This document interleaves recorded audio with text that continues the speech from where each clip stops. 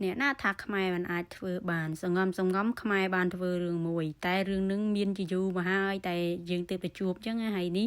ចេកដែលនាំចូលពីប្រទេសកម្ពុជាយើងគួរអបអរសាទរដែរយើងអាចនាំផលិតផលពីប្រទេសរបស់យើងចូលមកប្រទេសជប៉ុនដែរជាប្រទេសរៀងតឹងរឹងផ្នែកចំណីអាហារអីចឹងណាហើយបើតាមខ្ញុំដឹងព័ត៌មានខ្លះប្រទេសជប៉ុនរៀងពិបាកតិចក្នុងការនាំចូលផ្លែឈើស្រស់បន្លែស្រស់អញ្ចឹងព្រោះគេខ្លាចថា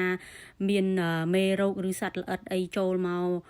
បំផ្លាញស្រុកទេសគេតំណាំប្រជាពលរដ្ឋគេអញ្ចឹងណាហើយសម្រាប់វីដេអូថ្ងៃនេះដែរអត់បានមកនិយាយរឿងផលិតផលនាំចូលនាំចេញទេគឺមកបង្ហាញដំណើរកំសាន្តទៅលេងហ្គេមហើយកន្លែងហ្គេមនឹងធំណាស់បងប្អូនអើយហើយក្មេងតូចខ្ញុំហ្នឹងក៏គាត់ចង់សាកហ្គេមអាបោះ bowling ហ៎ហើយមិត្តភ័ក្តិគាត់ក៏ដូចគ្នាហើយកន្លែងដែលពួកខ្ញុំត្រូវទៅលេងហ្នឹងដូចជាមិនឆ្ងាយពីផ្ទះខ្ញុំប្រហែលទេយើងចំណាយពេលប្រហែលជាកន្លះម៉ោងទាំងជិះរថភ្លើងនិងជិះតាក់ស៊ីហើយខ្ញុំបើសិនជិះបានខ្ញុំជិះហើយនេះតែដោយសារតែក្តៅពេកដើរអត់កើតតាក់ស៊ីនៅជប៉ុននេះថ្លៃណាស់បងប្អូនអើយដីប្រហែលជា2គីឡូលេងតម្លៃប្រហែលជាខ្ទង់$15ថ្លៃដែរហើយយើងពិបាកចំណាយដែរឥឡូវនឹងដោយសារតាអ្វីក៏វាថ្លៃអញ្ចឹងណាហើយយើងកុំនិយាយរឿងចំណូលចំណាយច្រើនពេកឥឡូវយើងងាកមកមើលទិដ្ឋភាពក្នុងហាងហ្គេមតិចហាងហ្គេមគេនេះធំហើយកន្លែងគេស្អាតមានសពគ្រប់បែបយ៉ាងហើយជនជាតិជប៉ុនចូលចិត្តណាស់ដូចជាថ្ងៃសម្រាប់អញ្ចឹងឡើងណែនអីអញ្ចឹងបងប្អូនហើយនេះខ្ញុំថតតាមមួយផ្នែកតូចនៃជ្រុងដែលពួកខ្ញុំអត់ហ៊ានថតគេទេខ្លាចប៉ះពាល់គេទៅគេមិនស្ដីឲ្យអញ្ចឹងហើយមុននឹងយើងទៅបោះ bowling ហ្នឹងយើងលេងហ្គេមបែបតូចតាចសិនទៅយើងកម្ដៅសាច់ដុំអីចឹងហើយឥឡូវហ្នឹងក៏យើងចាប់ផ្ដើមទៅជាន់ទី2ដែលជាជាន់ដែលយើងទៅបោះ bowling លេងនឹងអញ្ចឹងហើយមុននឹងបានលេងហ្នឹងយើងស្មុគស្មាញតិចដោយសារតែខ្ញុំក៏ជាលើកទី1ហើយគាត់2នាក់នោះក៏ជាលើកទី1អញ្ចឹងការទិញអីវ៉ាន់ការកក់សវត្តគឺខ្ញុំអត់បានកក់ទេអញ្ចឹងការទិញសវត្តទិញអីគឺយើងទិញភ្លាមតម្លៃរៀងថ្លៃហើយខ្ញុំទិញហ្គេមនេះតម្លៃដូចជាខ្ទង់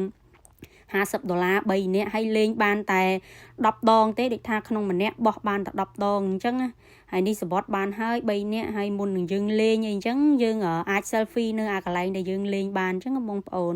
ហើយខ្ញុំ selfie ហើយអត់មាន download អីទេគឺទុកចោលឲ្យបុគ្គលិកនឹងទុករូបថតនៅកន្លែងហ្គេមនឹងទុកជាអនុស្សាវរីយ៍តែម្ដងទៅហើយនេះក៏គេបញ្យល់យើងពីការលេងអញ្ចឹងថាយើងបោះបានក្នុងម្នាក់បានតែ10ដងទេតែគេអត់កំណត់ម៉ោងទេបងប្អូនអើយចប់ពី10ដងហ្នឹងគេអត់ឲ្យយើងលេងទៀតទេហើយដោយសារតែភាសាជប៉ុនរបស់ខ្ញុំនឹងគ្រាន់តែដូរបាយស៊ីទេអញ្ចឹងទៅនិយាយផងកាយវិការផងមានតែយល់ឯណាគេចង់និយាយថាយើងលេងរយៈពេលប្រហែលម៉ោងក៏លេងទៅ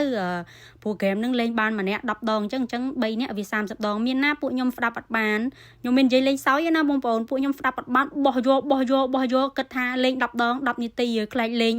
អត់តវ៉ាន់នាទីខ្លាចអស់នាទីហើយណាមួយបងថ្លៃដែរមានណាបោះយកមានបោះត្រូវមានបោះខុសអត់និយាយលេងទេណាតែពេលរៀនជប៉ុនហ្នឹងរៀនភាសាជប៉ុនហ្នឹងអត់ខំប្រឹងរៀនទេឲ្យទៅដល់ម៉ោងថ្ងៃសៅរ៍ថ្ងៃអាទិត្យឡើងណោះប្រវល់គ្រូ